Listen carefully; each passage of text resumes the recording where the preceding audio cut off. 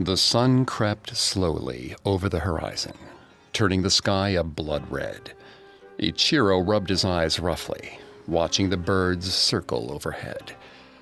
Being the night sentry was a dreadfully boring job, and he could not wait to return to his cabin in an hour. Around him, the Kiyosumi Maru sat silently, a small metal peninsula of the lush green Caroline Islands. Ichiro lit a cigarette and inhaled, hoping the nicotine would be enough to keep him awake until his shift ended. Ichiro heard a strange noise in the distance. It sounded like an oncoming aircraft. Squinting, he could make out a handful of black dots over the horizon. He thought for a moment they were Japanese aircraft, but they flew far too close to the water. Adrenaline surged through Ichiro's veins. Those were American bombers. Ichiro ran toward the bridge, beads of sweat forming on his brow. Someone had to be at the radio. Someone had to have seen this coming. But as sailors filled the deck, Ichiro noticed they all wore the same shocked expression he did as they ran to their battle stations. As the plane sounds grew louder in the distance, Ichiro stopped running. They were already too late. The sound of the engines was replaced with the roar of gunfire. Debris flew all around Ichiro. His crewmates hurled themselves to the deck to escape the deadly hail of bullets and shrapnel. Ichiro felt a horrible pain passing through his left side, and he collapsed to the deck. Then, everything vanished in a flash of fire.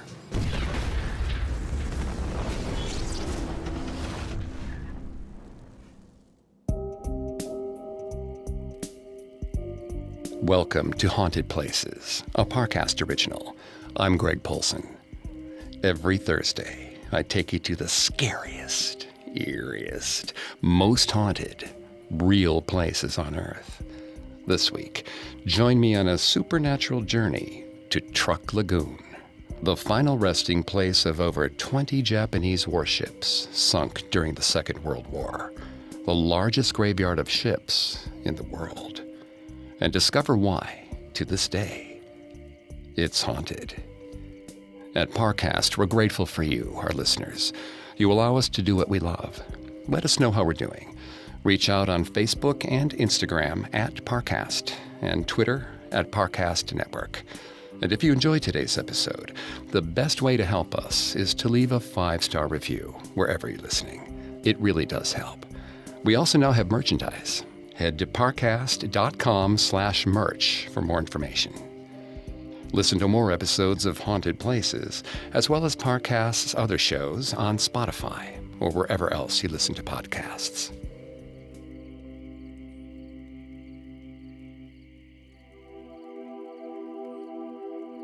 A shallow body of water connecting the Caroline Islands in Micronesia, Truk Lagoon is clear, peaceful, and stunningly beautiful. And yet its clear blue waters are said to contain the bones of over 4,000 drowned sailors. Throughout history, the ownership of the Caroline Islands changed hands regularly.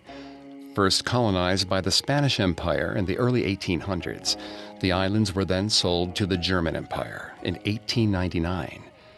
Following Germany's defeat in World War I, the League of Nations handed over control of the islands to the Empire of Japan.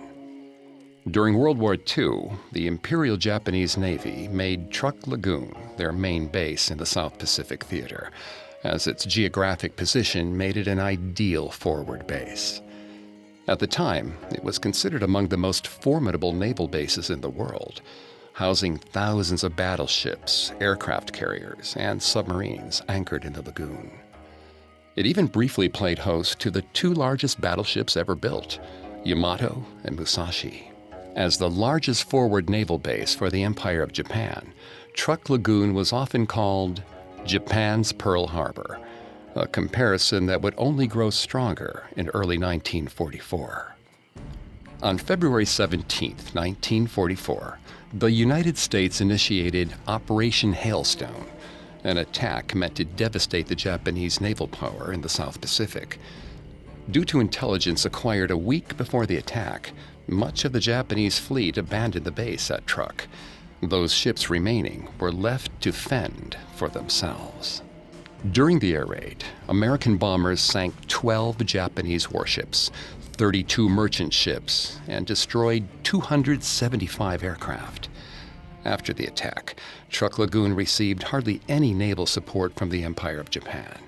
Its days as a powerful naval stronghold had come to an abrupt end.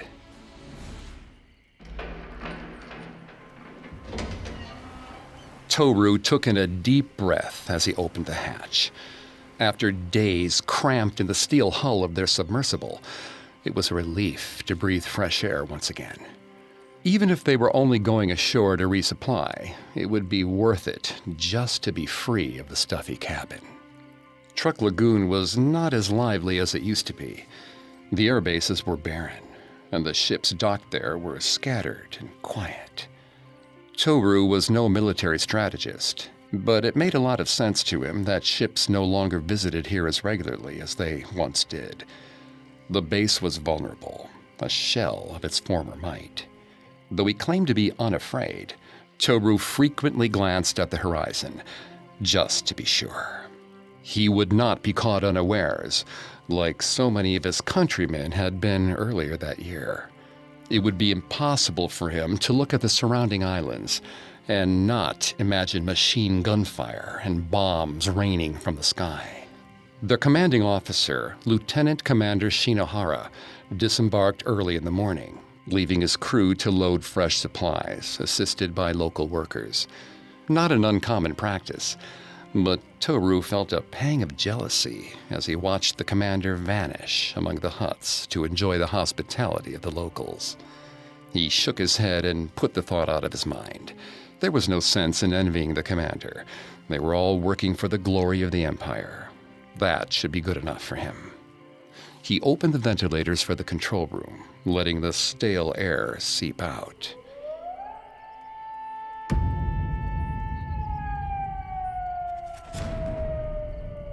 At around 1100 hours, Toru heard a sound that made his blood run cold. An air raid siren. He was on the dock mere feet from a submersible. He turned to the nearest officer, a young lieutenant named Yoshio. Yoshio met his eyes with the same horrified expression Toru felt on his own face. Their submarine was completely exposed. There was only one thing they could do to escape the bombardment.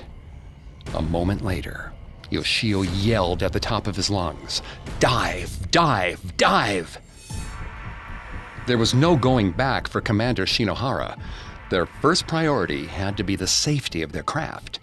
Keeping their heads down, all crew members rushed to the vessel with practiced efficiency.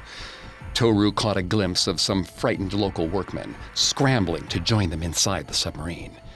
Toru sucked in his last mouthful of fresh air and closed the hatch behind him. Everyone hurried through the dank, dark, and cramped corridors to their stations. The vessel began to submerge, the water rushing up against the sides with a dull metal splashing. Splashing that they shouldn't be able to hear from inside. Toru noticed, horrified, that the air raid siren was still just as loud as when the hatch was open. He opened his mouth to warn Yoshio, but he never got the chance. Silence fell over the crew. They all heard it, the sound of water pouring into the hull. The ventilators in the control room were still open. In the rush to submerge, Toru had forgotten to close them. They weren't submerging anymore. They were sinking. Sheer panic swept through the vessel like a current of electricity. Sailors and officers alike piled over each other to escape the seawater pouring in from the control room. Toru stood amidst the unfolding chaos. The tightly pressed bodies inside the cabin turned from a crew to a throng in a matter of moments. There was no bailing the water out. Some valiant crewmen attempted to access the emergency controls, but they were pushed aside and swallowed by the churning, faceless mass of terrified men. Someone collided with Toru, knocking him to the floor. He landed with a splash in the ankle-deep water. Men thundered above him, officers yelling commands in a vain attempt to keep order. He looked to his left and saw one of the workmen strike his head on a console while attempting to join the tide of fleeing sailors. The man fell face first on the floor, and a dark red stain spread from his head wound. Another workman pounded against the side of the hull with his fists, wailing as if he could single-handedly break through and swim to freedom. Toru could not tell if the man was wailing from despair or pain. Toru forced himself to his feet and started to run toward the flooding control room. He had to stop this. It was his fault. His feet dragged heavily as he fought his way against the current. The guilt in his stomach anchored him. No wave was going to push him over. It's my fault. I have to fix this. Suddenly, a hand seized Toru by the collar. An officer had seen him going the other way and pulled him away from the water. He swung his arms wildly, yelling at the man. He tried to explain he was not confused. He was trying to help, trying to stop the water. But no matter how desperately he pleaded to be let go, the officer's grip only tightened. Toru stared as the corridor behind him shrank, dark water circling it, like saliva in the gaping mouth of a sea monster. They were trapped. The compartment was sealed, bodies pressed together, shoulder to shoulder, all breathing in heavy, ragged breaths. Toru saw Yoshio by the hatch, his uniform a bedraggled mess. The sailors sat in the dull red lights for what seemed like eternity, waiting. All their communication equipment had been flooded. If they opened the hatch to swim for safety, they would crowd each other in and drown. There was no way out. The silence was deafening, and with it, a realization passed through the crew, unspoken. They could hear no bombs, no muffled sounds of explosions. Toru collapsed against the inner hull, hands shaking uncontrollably. The air raid had been a false alarm. Not all casualties of Truk Lagoon were due to Operation Hailstone. One particular Kaidai-type submarine, a vessel that had participated in the attack on Pearl Harbor, was in Truk Lagoon in April, 2 months after Operation Hailstone. Rumor of another air raid caused the crew to panic when their commander was ashore, and they submerged in a rush. When the air raid siren ceased, the sub failed to resurface. In their hurry, they had forgotten to completely seal the control room, causing the cabin to flood. 75 members of her crew and 9 officers found themselves trapped in a compartment as it sank. Divers were promptly sent to recover the trapped crew, finding the sub at the bottom of the lagoon, a banging coming from within her hull. Before a rescue attempt could be executed, the banging had stopped. All 84 men had asphyxiated. This submarine lies on the ocean floor to this day. It has been named the Shinohara, after its commanding officer and sole survivor. But these poor 84 souls were not the only casualties claimed by the Shinohara. Since its rediscovery in 1972, many attempts have been made to recover the remains of its doomed crew. During one of these attempts, a Japanese diver drowned, joining the submarine's crew in a watery grave.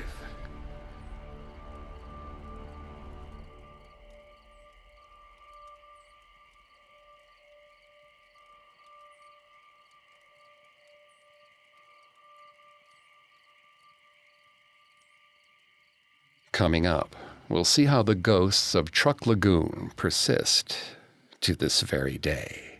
Now, back to the story. After the war, the Caroline Islands were surrendered by the Empire of Japan and became a trust territory of the United States. Some Japanese citizens remained on the islands, despite its new ownership. Many attempts were made over the years to recover the remains of sailors killed on the Truk Islands. But eventually, these attempts ceased. In 1969, famous oceanographer Jacques Cousteau documented his own exploration of the Truk Lagoon, prompting a new wave of interest in the long-abandoned shipwrecks. Soon, the Caroline Islands were teeming with wreck diving enthusiasts and tourists, all of whom wanted a glimpse of the iron remains. But disturbing a grave always has consequences. Those individuals daring enough to explore the vacant hulls lying beneath the waves would often find themselves facing a rather gruesome welcoming party.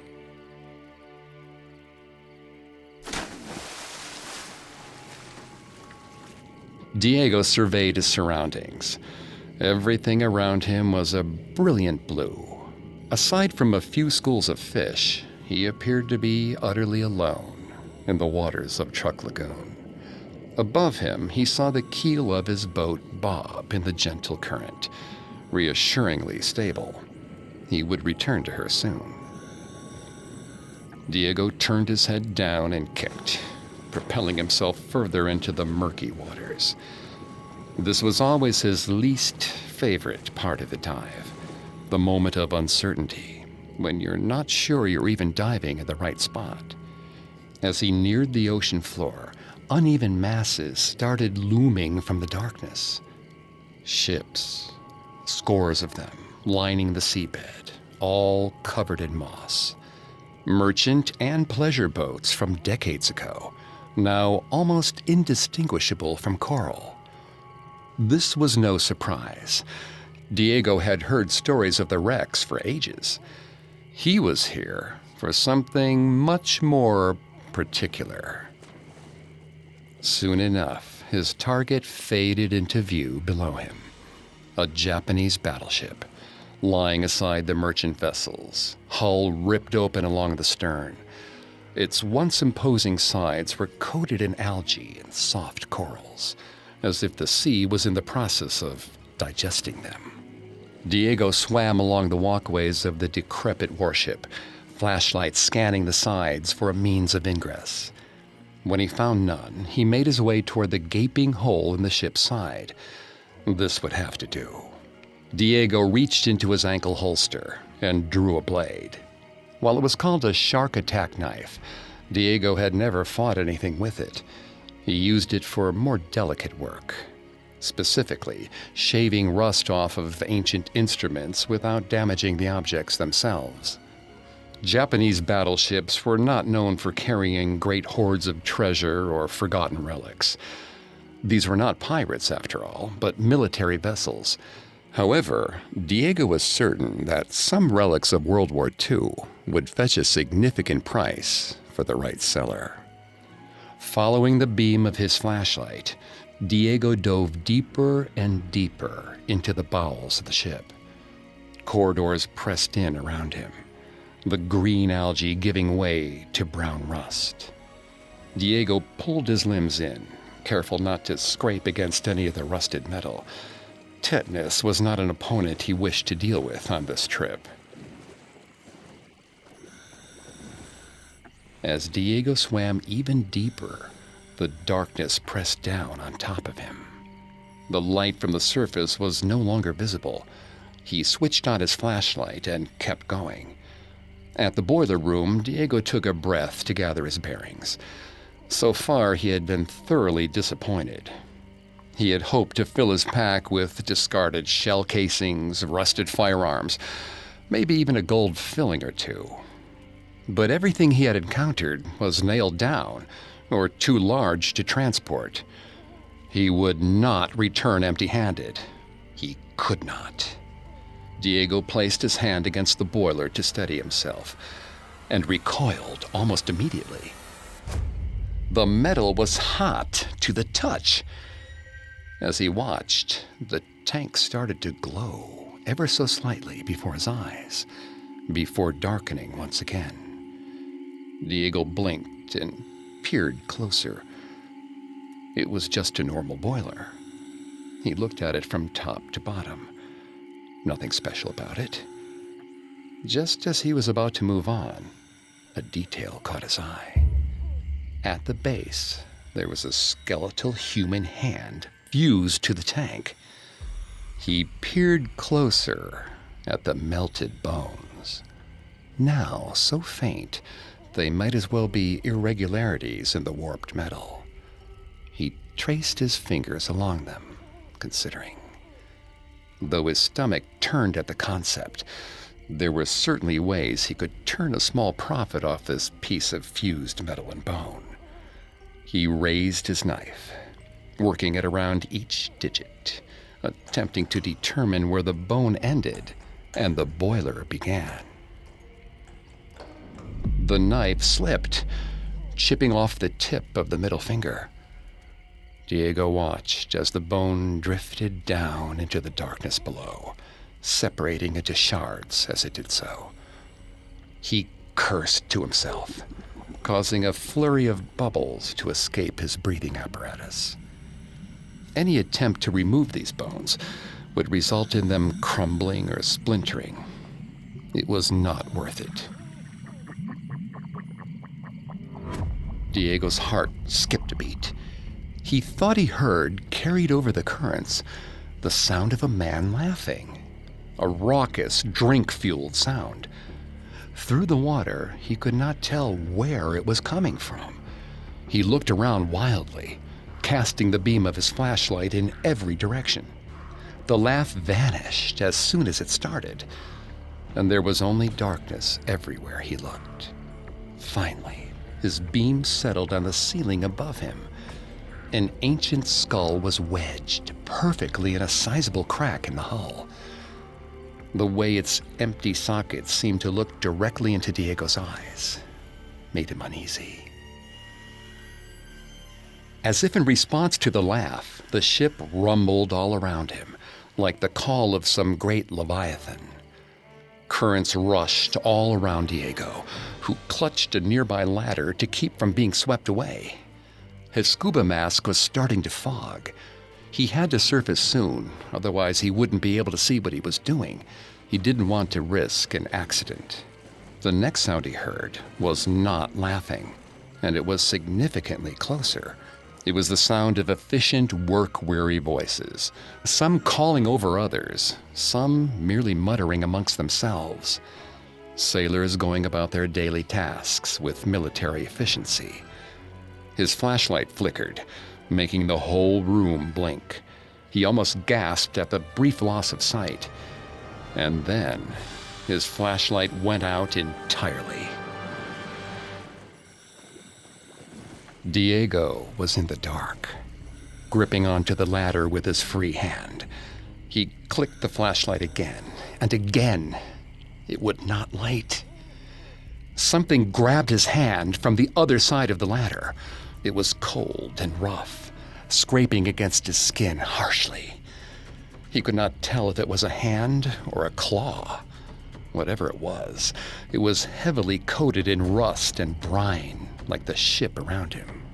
He jerked his hand away from the ladder without thinking, and was left floating in darkness so thick he could not see the inside of his own scuba mask.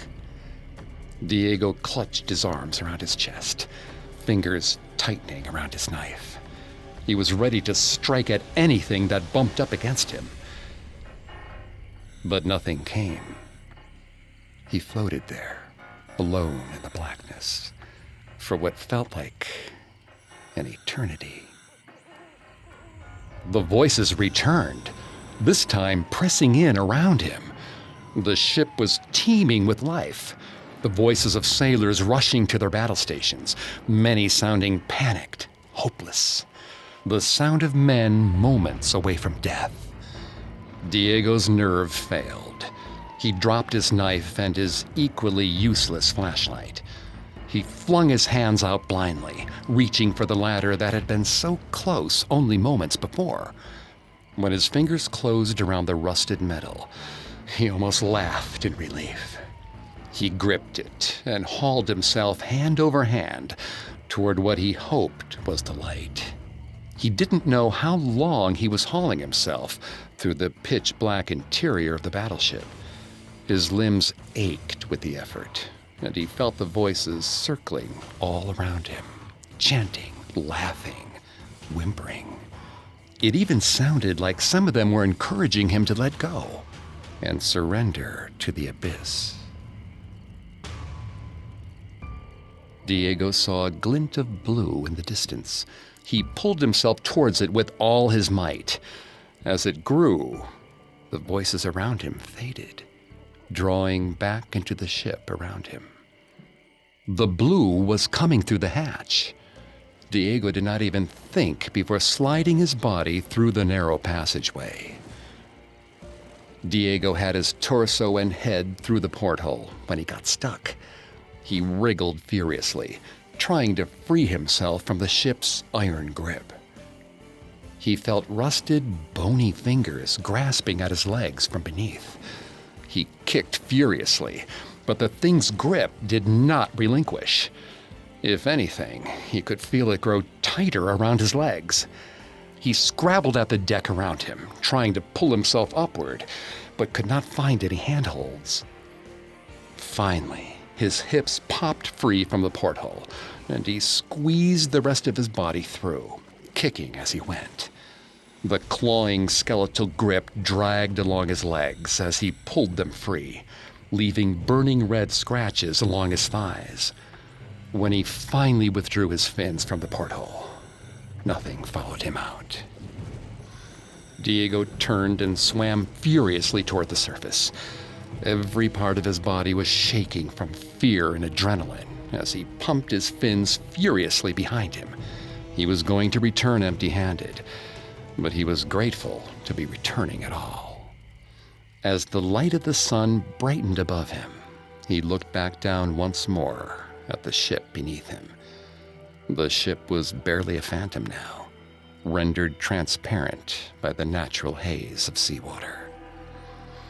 One last time, he heard their voices echo in his ears, the sound rippling across the waves with the grim finality of a funeral dirge.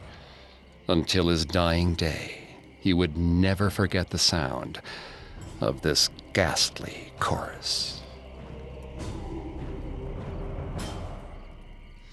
The ghost fleet of Truk Lagoon is too vast to recover, and contains almost as many human remains as it does boats, tanks, and pieces of decrepit military technology.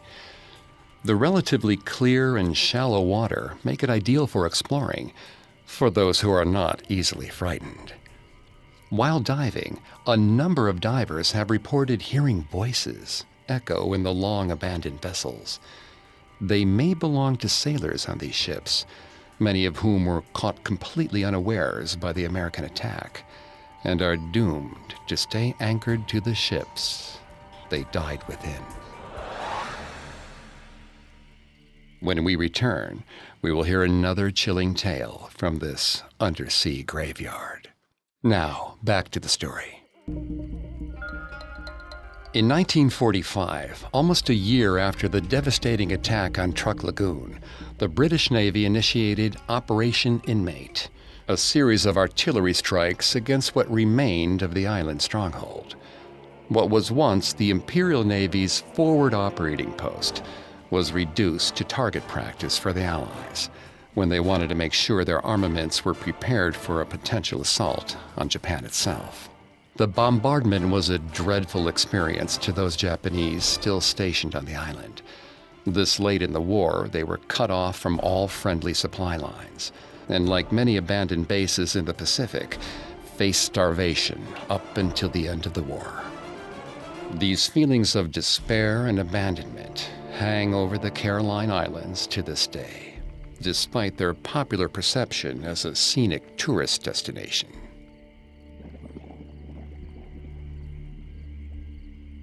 Jasmine raised her camera, letting its flash illuminate the turquoise water surrounding her. Checking focus in scuba goggles was incredibly difficult, and she hoped these images would not be blurry. Beneath her, the hollowed-out hulls of several airplanes lay strewn across the seabed. She thought they looked strangely like a field of discarded peanut shells. Jasmine looked to her right to see Noelle, her wife, drifting alongside. She gave a double thumbs up. A smile crept its way onto Jasmine's lips.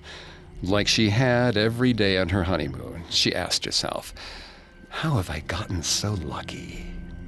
She raised her camera and took a picture. Noelle turned away, dyed blonde hair swirling around her head like a cloud. She pointed further down, toward one of the larger wrecks. Jasmine followed her gaze, and her heart nearly stopped. A Caribbean reef shark cruised lazily along the side of the ship, facing away from them. Jasmine nearly dropped her camera, but felt Noelle's hands on her shoulders, reassuring. Jasmine wished Noelle could hear her speak. She'd have quite a few things to say to her fearless companion. She knew that sharks were harmless unless provoked, but seeing one in person always made her nervous. Once the shark passed out of sight, they swam toward the wreck, Jasmine lagging a little behind Noelle. They passed an enormous cannon on the bow of the ship, so coated in brightly colored coral that it no longer looked like a weapon. Schools of fish hovered around the barrel, almost like they were imitating smoke from the weapon's last discharge. Soon, they reached the part of the dive Jasmine was dreading, the entranceway to the carrier. Its hatch hung open invitingly, small fish passing in and out like tour groups. And yet, the darkness inside made her hesitate. She felt like she was staring at the entrance to her grave. Treading water above it, Noelle beckoned. She wanted to explore the innards of the ship, something that Jasmine was thoroughly reluctant to do. They had quite a few arguments on the subject while flying here, and Jasmine had finally conceded. After all, it was Noelle's honeymoon too, not just her own. Jasmine swallowed her trepidation and followed her wife into the ship. The interior was much more accommodating than Jasmine expected. She was prepared for narrow corridors, barely large enough for a person to squeeze through, not the spacious hold they found themselves in. A school of blue-striped snappers scattered as she switched on her headlamp. Jasmine watched Noelle swim down toward the floor of the hold. Her flashlight beam landed on dozens of sunken automobiles, passenger cars and trucks, all Japanese manufactured. Noelle swam in between them and out of sight. Following her wife, Jasmine dropped down amongst these vehicles, eyes wide. She knew nothing about cars, but she loved how the older ones looked. She took out her camera and started searching the hold for the most compelling angles. Something was missing from her viewfinder. She looked up, heart pumping faster with each passing moment. Noelle was gone. Jasmine looked all around the empty hold, headlamp following her gaze. She had to see something, anything, that would tell her she wasn't alone, even the barest glimpse of blonde hair. But she saw nothing. Not only was Noelle gone, but the waters that had once been teeming with fish were now utterly empty of life. It was simply her, the water, and the cars. Jasmine let out a slow breath, the rising bubbles framing her vision. She was never any good at meditation, but maybe controlling her breathing would help keep her from panicking. It's what Noelle would do. She made her way through the cars, her gaze searching upwards for the hatch. She would find Noelle soon, and they could surface together. They'd explored the hold enough. Jasmine started at the noise. It came from the vehicles beside her. They had started. idling. All around her, engines rumbled, like they were just waiting for the hull to open and release them onto the streets. Twin beams of tungsten light blinded her for a moment. She turned toward the beams to see the twin headlights of one truck had switched on, pointed directly at her. As she blinked into it, she thought she could see the shadow of a man at the wheel, yelling furiously at her. But as he shouted, no bubbles issued from his mouth. She couldn't even make out what he was saying, but his expression was one of pure rage, eyes burning blackly out of his dark form. This person wanted to kill her. He wanted to run her over and feel her bones crunch beneath the ancient tires. The wheels of the truck shifted free from their resting place with a crack, and it began to roll inexorably toward her. She could barely see through the light. She could barely hear through the endless blaring of the horn. Heart beating wildly, she planted her feet on a nearby tire and pushed herself out of the car's path. Jasmine's leg dragged against something rough, sending white-hot agony up her thigh. She hadn't been fast enough. The ancient rusted bumper of the car had struck her. She opened her eyes, blinking away tears of pain. When her vision cleared, everything around her was still. The car nearest to her was in its original position, headlights dim and passenger seat empty. Beside her, a chunk of coral floated lazily, some small scraps of skin clinging to its white surface. A pair of hands clutched Jasmine's shoulders, making her flinch. It was Noelle. Even through her scuba goggles, Jasmine could see the concern in her eyes. She looked down. Bright red tendrils of blood rose from a gash on her leg. Noelle swam toward her, signaling wildly at the ceiling. "Surface!" Jasmine realized with horror what she meant. There were sharks nearby. An open wound was a dangerous thing. Noelle unbuckled Jasmine's camera strap and tied it tightly around her leg. The blood seeping from the wound lessened, but did not dissipate. Noelle looked her in the eyes and signaled once again. "Surface!" The couple swam upward toward the hatch, staying as close as they could without kicking each other. Jasmine's movement was awkward, kicking with a single leg. Just as they reached the hatch, a large body passed by. A Caribbean reef shark. Jasmine gasped as the blue fin slid out of sight. It was moving faster than the first one they'd seen. It could smell her blood. She looked down at her leg and waved her hand by the wound, trying to disperse the red mist seeping out of her injury. When she looked up, she saw Noelle swimming back into the darkness, beckoning for her to follow. Her stomach dropped as she thought, she's trying to find another way out by going back into the haunted ship. Jasmine took a deep breath and followed her wife back into the hold. The shadows danced around them as their headlamps searched the hull for another hatch or tear in the middle. Jasmine thought she heard an engine sputter as she passed, and she let out an involuntary gasp. Whatever she did, she would not let Noelle leave her sight. Her leg was throbbing badly now. The coral injury felt more like a burn than a scrape. They found a gap in the hull, a big one, jagged metal peeling outward in the echo of some ancient torpedo strike. A current rippled over from behind. A chill ran down Jasmine's spine, and she turned. A group of dark shadows shifted behind them, rows upon rows of men, hands held limply at their sides. The darkness made it impossible to make out their features, save for their eyes. Their eyes glittered from the blackness, like wicked pearls in the dark. As she watched, one of the figures bared its teeth in a gruesome, taunting snarl. The others joined it, until all she could see in the hold was a sea of horrible faces. And among them, she thought she saw a glimpse of a wicked dorsal fin cutting through the blackness. Jasmine panicked and swam madly toward the opening, tearing past Noelle, no longer caring about the blood seeping from her injured leg.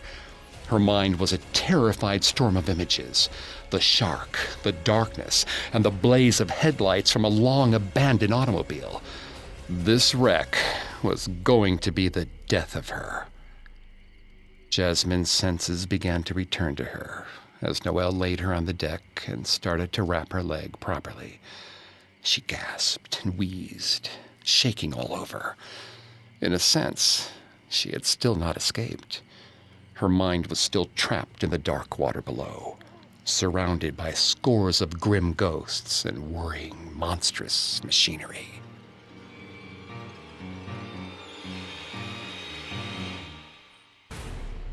The Caribbean reef sharks that populate the wrecks of Truk Lagoon are normally fairly docile and have a relatively low number of attacks on divers in the area. But like any shark, the smell of blood in the water can make them dangerously aggressive.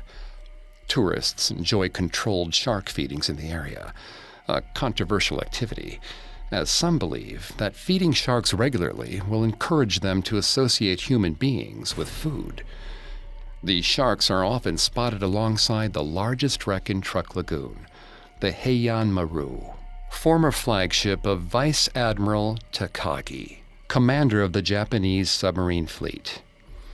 Near that is the Hoki Maru, a transport that contains a great number of commercial vehicles and automobiles. A number of divers and ghost hunters exploring the Hoki Maru have reported hearing engines of long-abandoned vehicles roar to life and idle without moving. Perhaps the spirits that inhabit this wreck are attempting some futile escape, driving their way out of their rusted iron prison. Truk Lagoon, a serene body of water perfectly suited for diving and summer tourism. Beneath its shimmering waves are the remains of thousands of sailors, victims of a war that treated them more as machines than as people. The rusted ships that lie in these shallow depths will stay there until their rust consumes them, and they will become unrecognizable from coral reefs. So when you visit Micronesia, pay a visit to Truk Lagoon. Dive beneath the waves to see the wreckage of history. Swim through the hulls of derelict battleships where men drowned and suffocated far from home. And maybe you'll hear one of them whisper to you.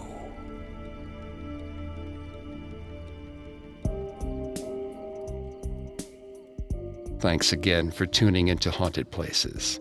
We'll be back on Thursday with a new episode. You can find more episodes of Haunted Places, as well as all of Parcast's other shows on Spotify and wherever else you listen to podcasts. Several of you have asked how to help us. If you enjoy the show, the best way to help is to leave a 5-star review. And don't forget to follow us on Facebook and Instagram @Parcast and Twitter @Parcast Network. I'll see you next week. Haunted Places was created by Max Cutler, is a production of Cutler Media, and is part of the Parcast Network. It's produced by Max and Ron Cutler, with sound design by Kenny Hobbs. Production assistance by Ron Shapiro and Paul Mahler. Additional production assistance by Maggie Admire and Freddie Beckley. This episode of Haunted Places was written by Robert Teamstra. I'm Greg Polson.